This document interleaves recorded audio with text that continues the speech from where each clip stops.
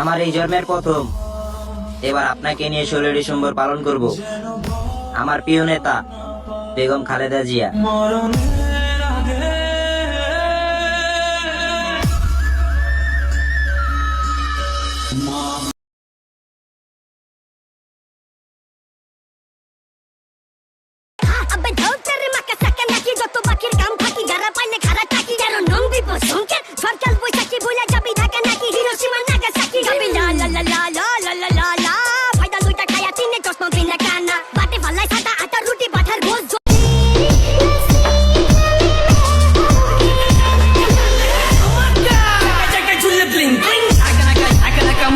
সারাদিন